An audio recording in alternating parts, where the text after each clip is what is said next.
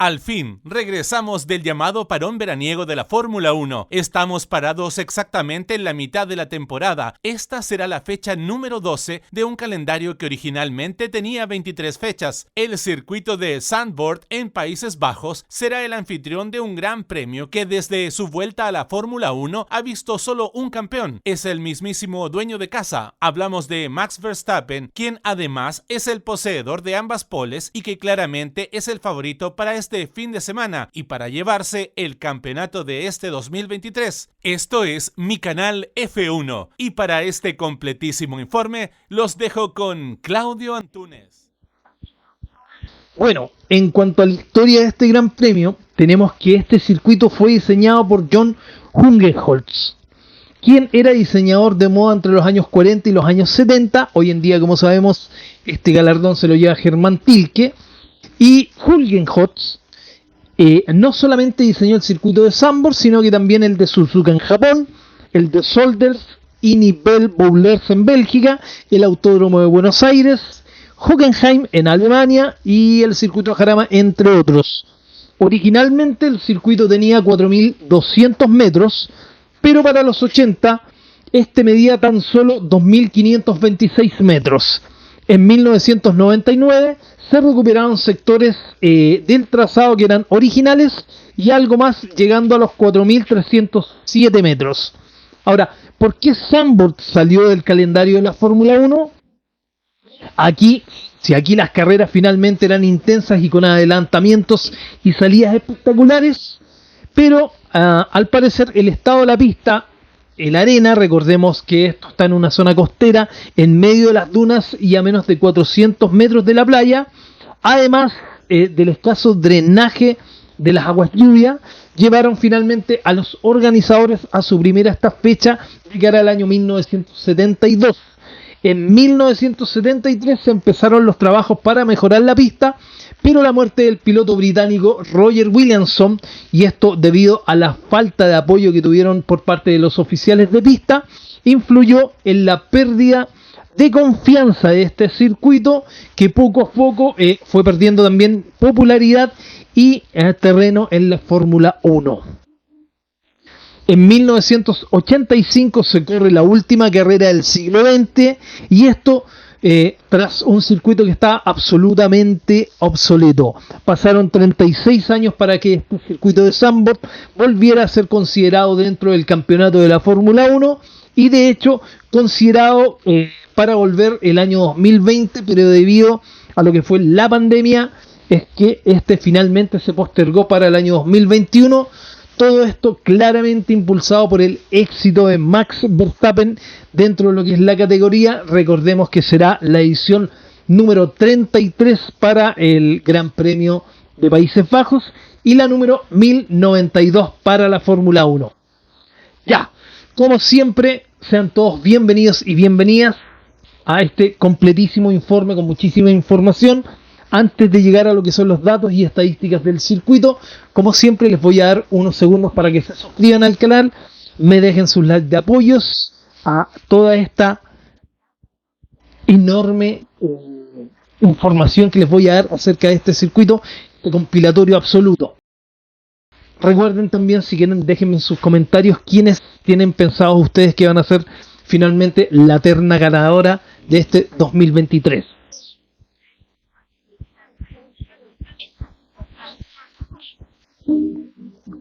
Ya, veamos ahora qué sucedió en la carrera más reciente. Estamos hablando de la carrera del año 2022, en la cual tuvimos una pole a cargo de Max Verstappen, seguido de Charles Leclerc y Carlos Sainz en tercer lugar. En cuanto a la carrera, esta se la llevó Verstappen, seguido de George Russell en Mercedes y Charles Leclerc en tercer lugar en Ferrari. La vuelta rápida también fue de Max Verstappen y el piloto del día por votación popular, Max Verstappen. Esto fue con un 22,6%, muy cerca tuvimos a Hamilton con un 20,1%, algo por ahí anduvo. Por otro lado, el récord del circuito en quali lo tiene Max Verstappen. Esto fue el año 2021 con un tiempo de 1.885. Y el récord de carrera lo tiene Lewis Hamilton. Esto fue el año 2021 con un tiempo de 1.11 0.97. Veamos ahora qué nos dice Pirelli en cuanto a la información del circuito. Recuerden que 1 es bajo, 5 es alto y tenemos lo siguiente: un 4 en tracción, un 5 en estrés de neumático, un 2 en grip de asfalto, un 3 en frenado, un 3 en abrasión de asfalto, un 4 en carga lateral, un 3 en evolución de pista y un 4 en carga aerodinámica. En cuanto al compuesto de neumáticos que Pirelli puso a disposición para esta carrera, tenemos que está la gama más dura de neumáticos.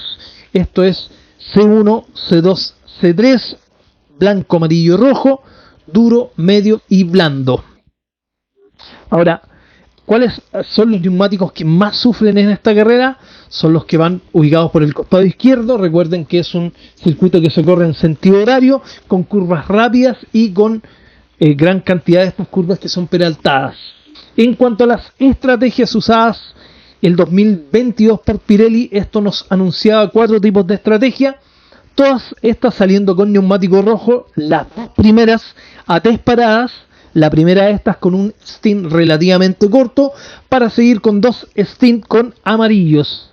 La segunda estrategia es un stint un poquito más largo, luego viene amarillo y cerrando con neumático rojo. Todas prácticamente a una misma cantidad de vueltas, estamos hablando de alrededor de 23 a 24 vueltas por stint. Luego tenemos las otras dos estrategias a una sola parada, la primera de estas alargando el rojo lo más posible para terminar con neumático amarillo, y la última es no reventando los neumáticos rojos para terminar con neumáticos blancos. Recordemos que es una pista con alto desgaste y estrés de neumático, así que creo que claramente al menos en un 80% se inclinará los equipos por una estrategia a 3 paradas. Ahora, ¿cuál es la diferencia de tiempo estimada por compuesto? El amarillo es 7 décimas más lento que el neumático rojo y el neumático blanco es prácticamente 2 segundos más lentos que el neumático rojo.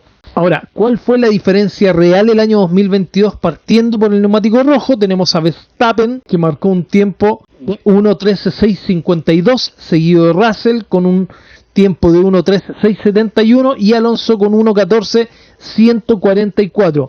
Ahora, el piloto que más rodó con este compuesto, el rojo me refiero, es Zhou Guanyu con 25 vueltas. Luego nos pasamos al neumático amarillo y con el mejor tiempo lo tuvimos a Hamilton con un tiempo de 1.13.854, luego Russell con un tiempo de 1.13.947 y Pérez en tercer lugar con un tiempo de 1.14.404. Aquí fue Russell quien más rodó con este compuesto con un total de 31 vueltas. Y con compuesto duro tuvimos en primer lugar a Max Verstappen con un tiempo de 1.14.445, seguido de Charles Leclerc con un tiempo de 1.14.825 y Pérez con 1.14.908, y el piloto que más giró con este compuesto fue Esteban Ocon con 38 giros. Y en cuanto a las estrategias reales, de los 18 pilotos que finalizaron la carrera, 15 de estos lo hicieron a 3 paradas, esto es un 83,3%, y solo 2 a 2 paradas con un 16,6%. Ahora, de los 20 pilotos que comenzaron la carrera, 14 lo hicieron con el compuesto rojo, esto nos lleva a un 70%, pero de los 14, 9 lo hicieron con compuesto nuevo, un 62,3%, y 5 con compuesto usado, con un 37,7%. En cuanto al compuesto amarillo, fueron solamente 6 los pilotos que lo hicieron, y esto solamente con compuesto nuevo. Ya, y hasta aquí nos llego porque desglosar el resto es mucho huevo. ¿Qué nos queda? Sí, las presiones de neumático. Aquí las presiones mínimas recomendadas por Pirelli son de 24 psi en el tren delantero y de 21 psi en el tren trasero. Por otro lado, el límite de camber o inclinación es negativo. Estamos hablando de menos 3 en el tren delantero y de menos 2 en el tren trasero.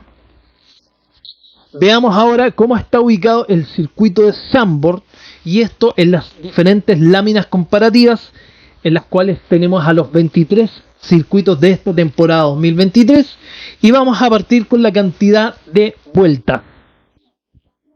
tenemos que es un total de 72 vueltas solamente por debajo de México. Mónaco, que tiene 78 vueltas.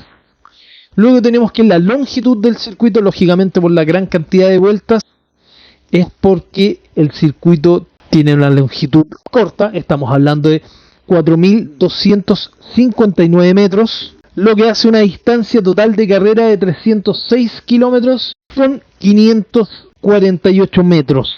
En cuanto al promedio de elevación, este se encuentra en el lugar 19 con 2,5 metros sobre el nivel del mar. Por otro lado, la cantidad de curvas, recordemos que este es un circuito que tiene escapatorias de gravilla y de asfalto, y en cuanto a las curvas, este está en el lugar número 18, compartiendo con Hungría, Canadá y Australia con 14 curvas.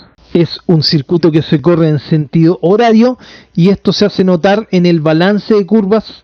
Estamos hablando que son solo 4 curvas izquierdas y 10 curvas derechas.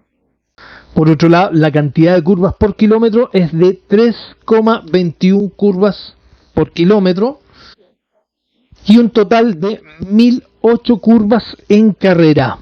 La velocidad máxima es de 335 km por hora y la velocidad promedio alta es de 240 km por hora. La recta principal mide 715 metros, pero viene antecedida de un curvón peraltado. Después tenemos que el ancho de la pista en el sector de la grilla es de casi 13 metros y la distancia que hay entre el primer cajón ubicado por el lado izquierdo de la pista y la primera curva, que es a mano derecha, es de alrededor de 265 metros, lo que hace difícil un sobrepaso de cara a llegar a la curva 1.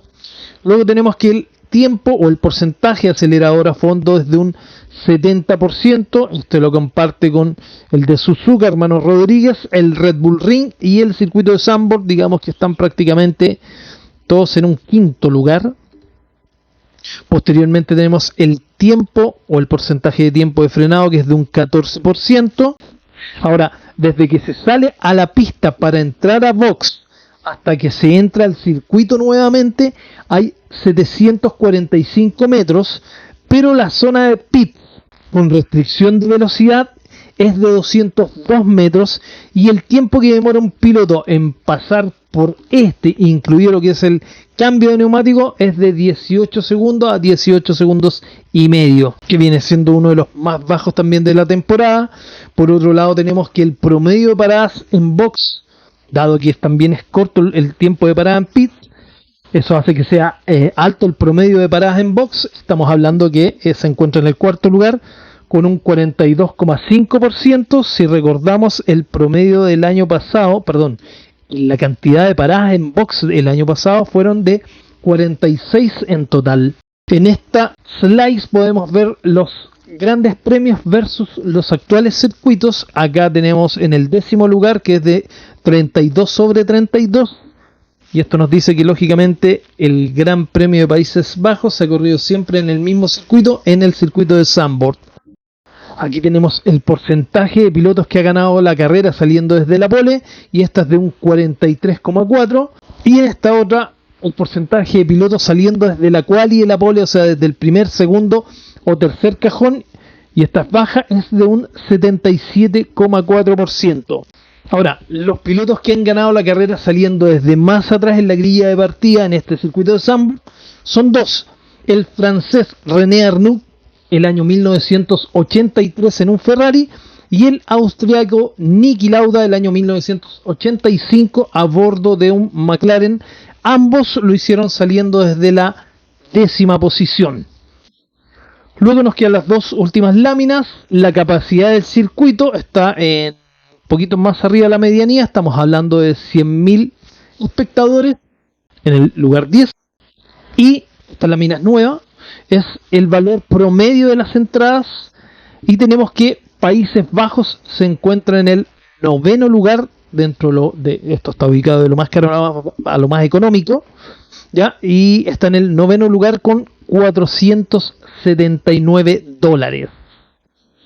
Llama la atención que en México está ubicado, lo exorbitante de para dónde están apuntando finalmente estos gringos, con estos $1.667 el de Las Vegas, una cosa descomunal. 1103 el de Miami, pero sacando estos dos viene el circuito de los hermanos Rodríguez, ¿eh?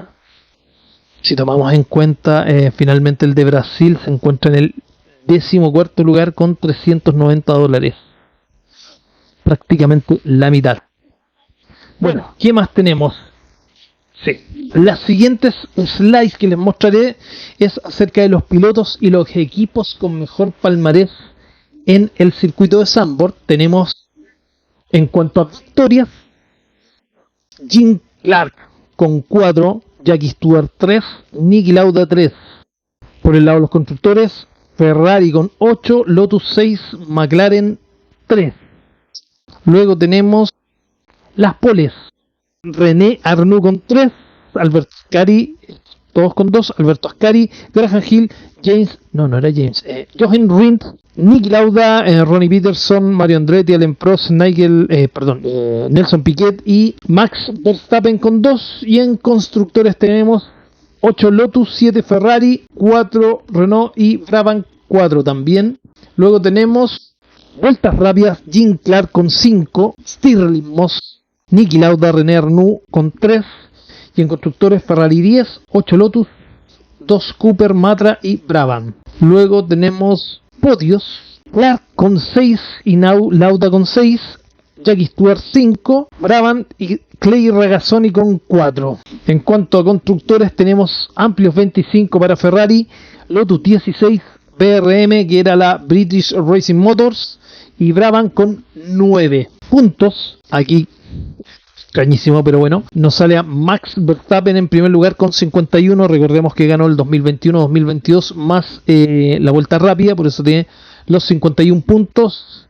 Después viene Lauda con 46, en la época en que tenían mucho menos puntos, menos de la mitad, estamos hablando de 10 puntos por carrera. Clark con 44, Jackie Stewart 42, un poquito más abajo Brabham 31 junto a Lewis Hamilton. Y del otro lado tenemos en constructores Ferrari 151, Lotus 106, Brabham 66 y después viene Red Bull, McLaren 65, Mercedes 64. Vueltas en cabeza Jim Clark 370, Alberto Ascari 180 junto a Niki Lauda, Jackie Stewart 170, Prost y Hunt 150 y 130. Y poquito más abajo tenemos a Brabham con 125 y Verstappen, que seguramente va a subir bastante en este escalafón, con 122 en octavo lugar. En constructores 615 para Lotus, Ferrari 585 y harto más abajo McLaren con 181. Eso es el palmarés de este circuito en cuanto a pilotos y a escuderías. Ahora vamos a darle una vuelta al circuito. Les voy a dejar como siempre a pantalla completa lo que es el circuito. Tenemos, como siempre, que son 3 las zonas cronometradas, partiendo desde la línea de salida con la zona roja. Esta tiene solo 6 curvas. Aquí llegamos a la curva 1, la de Tarzán. Esta tiene todo un cuento por finalmente lo testarudo que era el hombre al que no quería vender el terreno, tengo entendido. Por ahí va su nombre, la curva de Tarzán. Bueno, esta curva se toma en segunda, doblando unos 120 km por hora. Pasamos por la 2, que se hace en cuarta a unos 180 km por hora, para llegar a la curva 3, la curva de Hugenhotz, en honor al diseñador del circuito. Esta parecía la sacacorte de Nürburgring, más chiquitita, pero es algo estrecha, y en esta hemos visto por lo menos 2 tipos de trazada y en más de una ocasión un paralelo. Posteriormente tenemos las curvas 4, 5 y 6, todas estas son a fondo. Pasando la 6 nos encontramos con la segunda zona cronometrada, esta es de color azul con 4 curvas, y la primera es la curva 7, o es un curvón, más bien el curvón de la 7, que se toma en sexta a unos 240 km por hora. Llegamos a la 8, esta también es rápida en sexta. Luego viene la 9, debiese estar levemente por sobre los 120 km por hora. Y entre esta y la 10 encontramos la primera zona de detección de DRS. Tomamos la 10 a unos 130 km por hora. Y saliendo de esta nos encontramos con la zona de activación, que son unos 450 metros con DRS activo. Antes de llegar a la curva 11 comienza la tercera zona cronometrada, la de color amarillo. Aquí son solo 4 curvas, siendo la zona más corta del circuito y la más rápida. Aquí llegamos a la curva 11 en segunda, a unos 120 km por hora, al igual que la 12. Y poco antes de llegar a la 13 encontramos la segunda zona de detección de DRS. Llegamos a la 13 en quinta, esta curva es esencial. De aquí depende finalmente todo el tramo de la 14 y la recta. Entonces llegamos a la 13 en quinta, unos 200 km por hora. Y de ahí en adelante a fondo en la curva 14, que es la última curva del circuito, que tiene un peralte de 18 grados. Y como sabemos, esta se toma a fondo alrededor de unos 260 km por hora. Saliendo de esta curva 14 nos encontramos con la segunda zona de activación de DRS de cara a lo que es la recta principal, y aquí son unos 660 metros con DRS activo. Todo esto en alrededor de 1 minuto y 10 segundos. Este es un circuito visualmente muy entretenido y seguramente también de conducir. Tiene diferencias de altura entre curva y curva, con peraltes o todas las curvas anguladas. Además, viene siendo como un circuito, prácticamente un circuito indoor de karting, casi como un videojuego, lo que no resta de ser un circuito muy técnico. Es un circuito que hemos visto que se le da muy bien a Max Verstappen, lógicamente porque es dueño también de casa, pero este circuito que parece mucho un carrusel, es además un circuito muy estrecho y esto dificulta fuertemente las posibilidades de adelantamiento. Recordemos que solamente fueron 24 los adelantamientos el año 2022. Otra cosa es las efemérides del Gran Premio de Países Bajos, que al igual que el circuito de Silverstone, Zandvoort se inauguró en el año 1948, y esto como parte de una ola de entusiasmo del deporte motor tras la posguerra estamos hablando lógicamente de la Segunda Guerra Mundial, y esto fue por toda Europa. Originalmente estaba compuesto por una mezcla de pequeñas pistas permanentes y carreteras públicas que se transaban en una especie de zigzag a través de las dunas de la ciudad turística de Zandvoort. El Dodge Automobile Racing Club, que inició los planes para este circuito, trajo al ganador del Le Mans de 1927, a Sammy Davis, que no es Sammy Davis Jr., ¿ya? Por el año podría andar en todo caso, pero para consultar el diseño de la pista original, que era, recordemos, de 4.200 metros. La Fórmula 1 llega a las dunas holandesas el año 1952 con Alberto Ascari dominando la carrera, mientras lidera un fantástico 1-2-3 por parte de Ferrari, y que terminó finalmente copando todo lo que es el podio. Ferrari en esa carrera se postuló con 5, o se registró con 5 monoplazas. El circuito está ubicado a unos 25 kilómetros de la ciudad de Ámsterdam, una de las más famosas, o la más famosa y conocida de lo que es Países Bajos.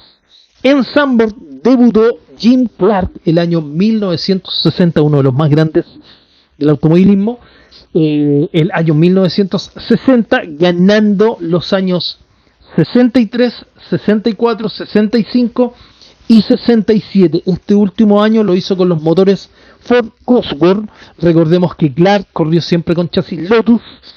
Y esta carrera del año 1967 fue la primera carrera ganada por este motor, de un total de 176 ganadas. James Hunt ganó también su primer gran premio el año 1975 con la escudería Hesketh Racing. Era el dueño de la escudería, era casi un lord, era todo un personaje. Luego tenemos que BRM, recuerden que es British Racing Motors, estamos hablando claramente de una escudería británica, ¿ya? Ganó su primer gran premio de un total de 17 acá en Zandvoort. También se da la primera y única victoria del piloto sueco Jonas Bonnier, quien además obtuvo la pole, lógicamente ese mismo año, también siendo la única de él en su carrera. Luego tenemos a Didier Pironi el año 1982 y Niki Lauda el 1985, que ganaron su último gran premio, que fue aquí en Zandvoort. Recordemos que justamente el austriaco que gana en este circuito, y luego de esa última carrera este circuito queda obsoleto como fecha para la Fórmula 1. En cuanto a pilotos neerlandeses, son 18 a través de la historia de la Fórmula 1, siendo claramente el más importante y con los mejores logros Nick de Vries. Oh, qué pena. No, sabemos que estamos hablando de Max Verstappen. ¿Cuál es el palmarés de los neerlandeses en la Fórmula 1? Estamos hablando de un total de 400 de estos 18 pilotos. Se participaron en un total de 437 grandes premios. De estos 437 grandes premios han habido 45 victorias, todas estas de Max Verstappen. Hemos tenido 27 poles, todas estas de Max Verstappen. 27 vueltas rápidas, todas estas de Max Verstappen. 91 podios en total, todas estas del clan de los Verstappen. Esto lo digo porque son dos. Para los que no saben, el papá de Max Verstappen corrió también en la Fórmula 1. 2 podios fueron de Jos Verstappen y el resto, que son los 89 restantes, son por parte de Max Verstappen. Hubo un total de, hasta el momento, de 2.354.5 puntos, y esto lo lleva a un promedio de 5.93 puntos, o tanto punto, por gran premio. O sea, si sacamos a Max Verstappen de los resultados, estos serían paupérrimos.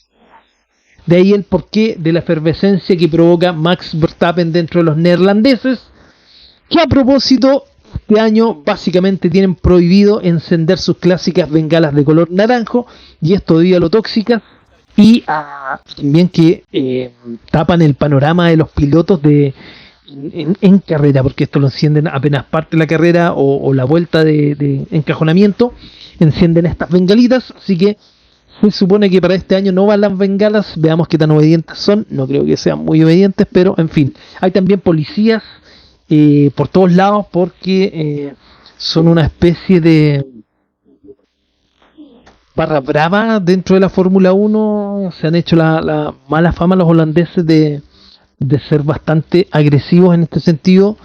El año pasado, si no me equivoco, tuvimos algunos problemas de agresiones contra algunos pilotos, agresiones verbales y objetivas en contra no de pilotos, sino que, bueno, las agresiones sí por parte de Lewis Hamilton, pero las otras por gente que finalmente profesaba otra religión, no, otra escudería.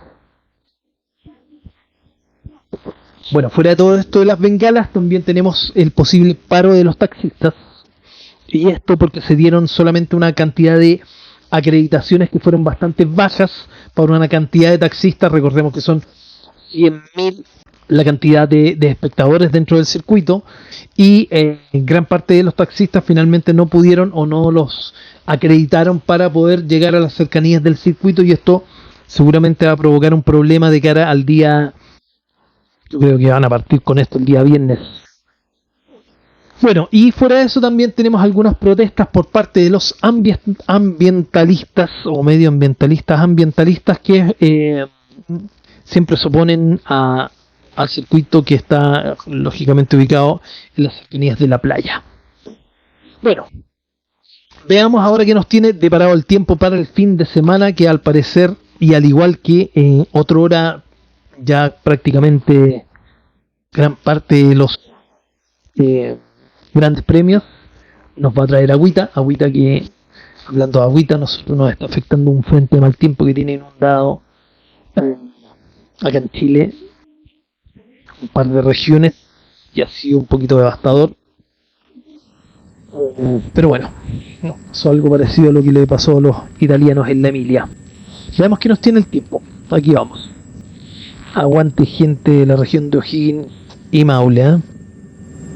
El día viernes, las prácticas hora local, o sea, hora neerlandesa, la práctica unos de 12:30 a 13:30, y esto nos dice nublado, 19 grados, vientos de 10 a 19. Recuerden que es costero, quizás debería soplar un poquito más. Luego tenemos las prácticas 2 a las de 4 a 5 de la tarde el día viernes, y a las 5 de la tarde tenemos anunciada una lluvia débil, lo que nos dice que posiblemente a fines de la práctica 2 tengamos un poquito de agua, para el día sábado, práctica 3 de 11:30 a 12:30, tenemos anunciada lluvia en un 60%. Y ahí están los vientos, ahí asomaron los vientos, vientos de 29 a 42 kilómetros por hora, bastante fuerte. Y luego para la quali, que es de 3 a 4, tenemos lluvia un poquito más moderada, habla de una lluvia débil con pronóstico parcial, pero vientos fuertes también de 26 a 40 kilómetros por hora. Y para el día domingo la carrera es a las 3 de la tarde, o sea, esto debiese ser de 3 a 4 y media, 5 de la tarde, y esto nos anuncia lluvia por lo menos en alrededor de un 80%. Es una lluvia, por lo que figura acá, es una lluvia débil, pero ojo que los vientos varían entre 33 y 50 kilómetros por hora. Aguante Ferrari ahí, cuidado con eso. Ya tuvimos unos problemas no recuerdo si era Sainz o Leclerc finalmente con el asunto de la lluvia. Y lo otro sería entretenido, ojalá que fuese lluvia para la quali y lluvia para la carrera. Esto imposibilitaría la apertura de DRS, ¿no? Capaz que se caiga ahí la 33 de Nano. Sí, un poquito difícil, pero se supone que Aston Martin viene con una de las mejoras para este circuito, a pesar de que es un circuito corto en cuanto a metraje. También tiene pocas curvas, son 14, alrededor de lo que vimos en los gráficos, 3.2 en cuanto a curvas por kilómetros, pero